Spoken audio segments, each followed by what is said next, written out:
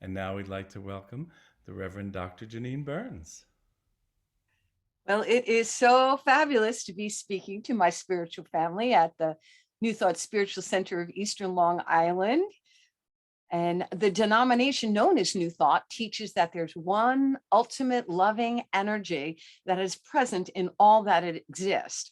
Some call this power God, spirit, source, infinite intelligence, divine love. I like saying the creator of all that is. This is not a personality that's outside of us, but it's rather a presence within us. We are each inherently spiritual beings having a physical experience. Ralph Waldo Emerson said, "What lies behind us and what lies before us are tiny matters compared to what lies within us." New Thought teaches and empowers us to take complete responsibility for our lives because we come to realize that we're not victim of circumstances of life, but rather we are powerful creative beings. We co-create with God, and whatever we entertain enough and vividly enough in our surface mind eventually passes into the deeper mind, the subconscious mind, and it is through the law of mind that we draw and attract people, circumstances, and experiences that resonate and correspond to these subconscious thought patterns. And so it's a spiritual truth that within us lies all the wisdom, love, and power needed to create a full, joyous, prosperous life. I always like to give a little basics before I begin my talk. And if you want to know more about New Thought, I encourage you to check out Frederick Bales, Bailes. His book is called The Basic Principles of Science of Mind, and it's a 12 lesson study course. Okay, it was Charles Fillmore who said that forgiveness is spiritual life insurance. And forgiveness, according to Wikipedia, is the mental, emotional, and spiritual process of ceasing to feel resentment towards a person that has wronged you. It's ceasing to demand punishment or restitution. It's letting go of animosity and ill will. Forgiving someone is really difficult to do, and it's a very challenging process. It takes courage, it takes authenticity, it takes integrity to let go of those things that have upset us, especially when we're justified in being angry and feeling resentment. There's several misconceptions about forgiveness. The greatest is the belief that you're forgiving an offense, which means that you condone it, and that you're letting the other person off the hook. Not true. We live in a universe of cause and effect. What goes around comes around. We never know another person's pathway in life or their spiritual growth. That's not our spiritual business. Our spiritual business is to focus upon expressing our divine nature of love and wisdom. Forgiveness does not mean that we have to reconcile with someone who treated us badly. A person can forgive someone and choose to never see them again to protect themselves from abusive behavior. Forgiveness is not dependent upon an apology, not ever talking to the other person again. It's not even dependent upon the person being alive. All of us at some point in our lives have been hurt and wounded by the actions or words of another. And sometimes the grievances have been so great, we thought, I can't forgive this. We're so upset and we feel that we have a right to our anger and our indignation, and we feel justified in getting revenge. And we think, oh, they deserve it.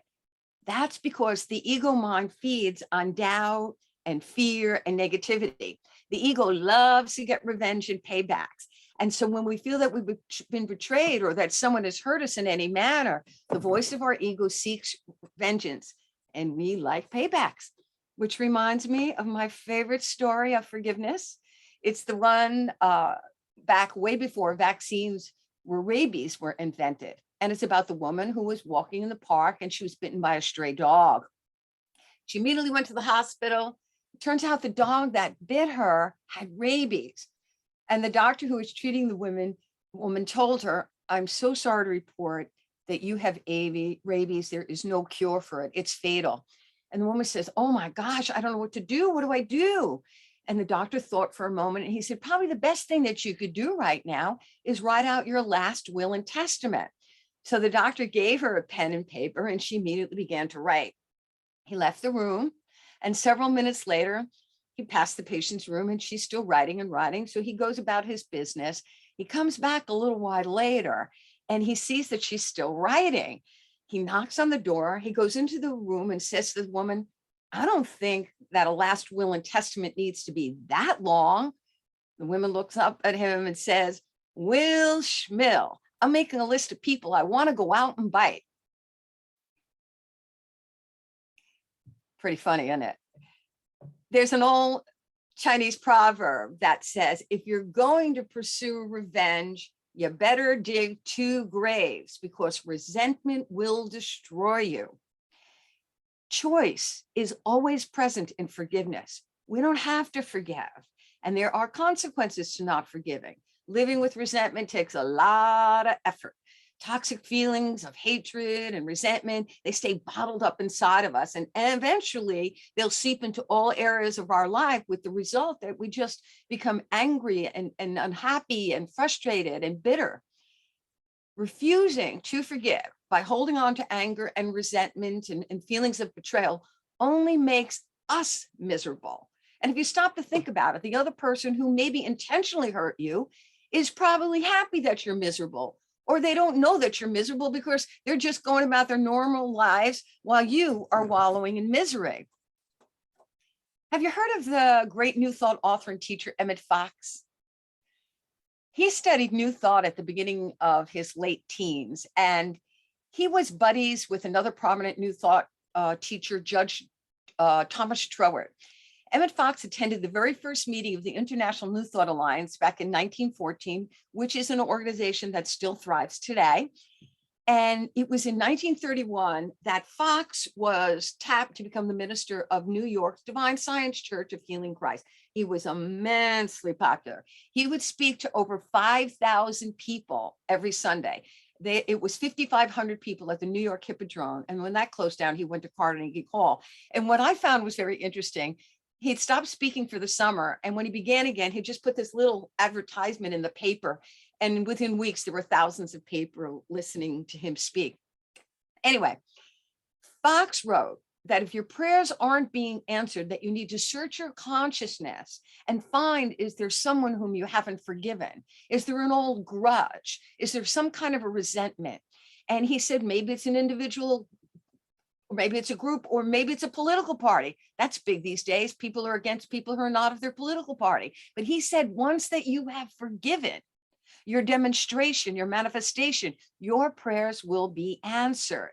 And what he said was that setting another free means setting yourself free, because resentment is a form of attachment.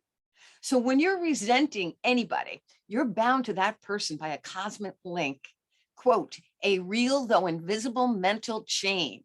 And so you're tied by a cosmic link to the thing that you hate, the one person in the whole world that you dislike, and you are attaching yourself to a hook that's stronger than steel, according to Fox. Now, is this what we want? Is this how we want to go on living? Fox went on to say, he said, remember, you belong to the thing which you are linked in thought. And he said that if you allow it to endure, the object of your resentment will again be drawn back into your life, probably to wreak further havoc. He wrote this in his book, Sermon on the Mount. Actually, you can look it up online. You can look up lessonsintruth.info, and you can search New Thought Archives, and it's under the meaning of the Lord's Prayer. It's in there. So Jesus spoke the language Aramaic. And in Aramaic, the word forgive means to cancel. So then when you forgive, you cancel the demand or expectation that a circumstance be different than it was. You cancel the demand or expectation that that person could have acted differently than they did or treated you differently than they did. What happens, though, is when someone treats us poorly, we play the event over and over in our mind. We review it and we think, well, I could have said this, I could have said that, I should have done this, I should have done that. All we're really doing is aggravating ourselves. And also what we're doing is we're giving free rent in our brain to the person that offended us. We must let go of the demand in our thinking that things or people should have acted or been differently than they were. You can't change the past. As the saying goes, it is what it is. And if we keep thinking this way and keep continuing to judge the person of circumstances, we lose our peace of mind. So it behooves us to cancel, to forgive, and to remove any demands or expectations that the other person act or perform in another way.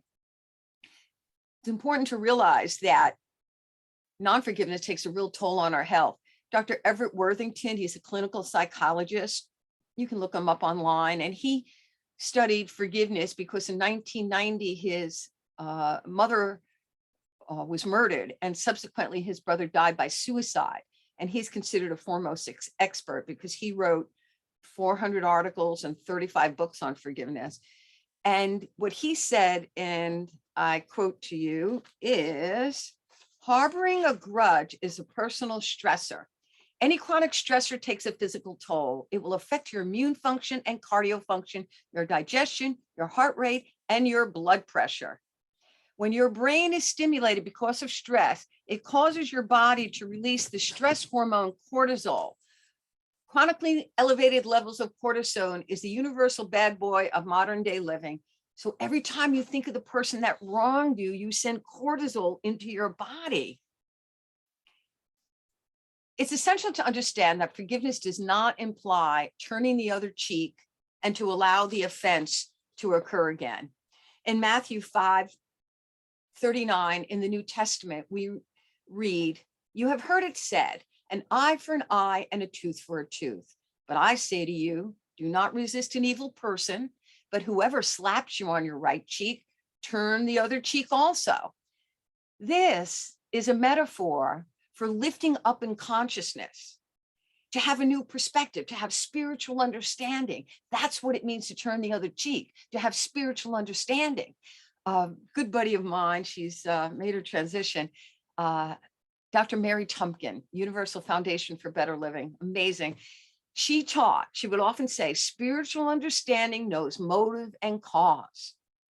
Spiritual understanding knows motive and cause. So if you have an idea of the motive or cause for why someone did what they did or said what they said, you can instantly become more compassionate. This is a spiritual mindset when you come from an attitude of love, because we've judged, we've condemned, we've criticized others without knowing where they're coming from, without knowing their story. Greg Bayer, Dr. Greg Bayer, he wrote a book called Real Love, and in it he tells this story. So check this out. He says, you're having a very pleasant day. You're at a poolside brunch with a dear friend at a favorite resort hotel. The setting is gorgeous. The food is delicious. The company is amazing. You're midway through this glorious experience, and someone from the pool splashes your shoes. You don't see who it is because there's a lounge chair between you and the pool, but you're annoyed because your shoes get a little wet, but you go on with your delightful afternoon. Then a bigger splash comes from the pool and it drenches your shoes. And then immediately following that, there is another wave that comes and gets you even wetter. And suddenly your glorious afternoon is ruined and you're really angry at this inconsiderate jerk or noodle who drenched you.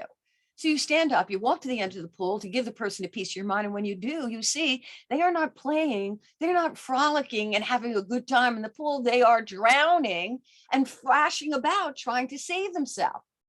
Suddenly, the feelings of anger disappear because you know the cause of what happened and why you got so wet. You realize the person wasn't purposely splashing you, they were drowning. Spiritual understanding knows motive and cause.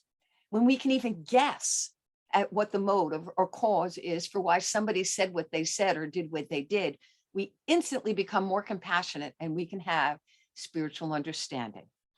And when we're coming from a place of spiritual understanding, we realize that every act of kindness, every act of hurt or destruction that one person does to another is because the perpetrator is drowning in their own pain and fear. Hurt people hurt. People who hurt will hurt others. So instead of feeling anger and resentment from their actions, we can turn the other cheek and have compassion and empathy for the struggle they must be going through.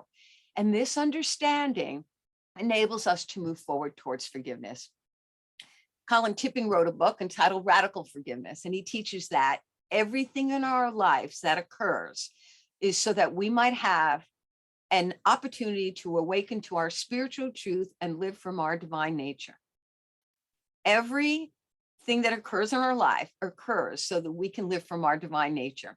And he teaches that through the law of resonance, which is typically known as the law of attraction, that we attract people who resonate with our issues so that we can heal these issues and return to our natural state of wholeness and awaken to our divine nature. That's kind of difficult to hear for the first time, that we attract people, that if someone is pushing our buttons, that means that we have to heal somewhere, not them. And also at a soul level, we get precisely whatever we need in our life to support our spiritual growth and understanding and awakening. So how do we forgive? Forgiving starts with willingness. It's essential that we be willing to forgive, and that's half the battle. Emmett Fox teaches a very simple method. He says, get by yourself and become quiet. And then he said, repeat a prayer or some spiritual reading. And then he said, declare, I freely and fully forgive the person. I loose and release and let them go completely. And I forgive this whole business. As far as I'm concerned, it's finished forever. And I cast the burden upon the God within me. I am free. They are free. I wish them well. And then he said, get up and go about your business. And if the memory comes in your mind, say, I bless it. I bless and release you. I bless and release you. He said, after a few days, it will be less and less. And then finally, the bitterness and resentment will disappear. I sincerely believe it's important to make forgiveness as part of your daily practice. And if I was in person, I would give you a handout, as I typically do. I'm sending one to New Thought Spiritual Center. And if you're watching this afterwards, you can just email me, Dr. Janine Burns at Gmail. I'll be happy to send it to you. But I want to give you an affirmation right now. I let go of the past. I live in the now moment. I forgive anyone who has ever hurt me. I also forgive myself.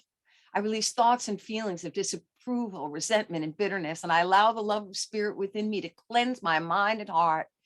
I am compassionate and kind to myself and others. I forgive and I am free and I am at peace. Another one is I love to sing jingles because they play over and over in your mind. And you know that song should be coming around the mountain. Well, I made this on your handout. You can sing, oh, I bless and I release you to your highest good. Oh, I bless and I release you to your highest good. Oh, I bless and I release you. I release and then I bless you. I bless and I release you to your highest good. There are days where I play that song over and over in my mind where there's something I need to let go of.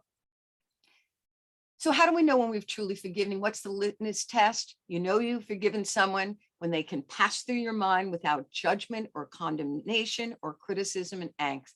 If you're having deep trouble learning to forgive, I encourage you to look up havening on the internet. Haven means a place of safety or refuge. Havening.org, havening.org.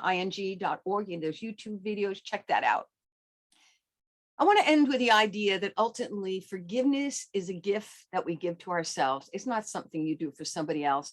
Unforgiveness, resentment, hurt, anger, they clog up the divine flow through us. And so I call upon us to practice forgiveness daily. And as we do so, we will allow God's grace to express through us and to forgive us and forgive through us. And we'll feel the radiant energy and the warm rays of the flow of divine love.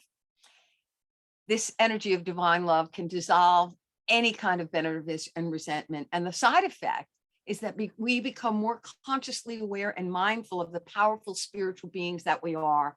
We stop the judgment and the criticizing and the condemning of ourselves and others. And more we express our divine nature. And the more that we do that, the more that we live in the light, and the more that we are a blessing to the world. And isn't that really what it's all about? To be a blessing of light and love to the world. And so begins your lesson.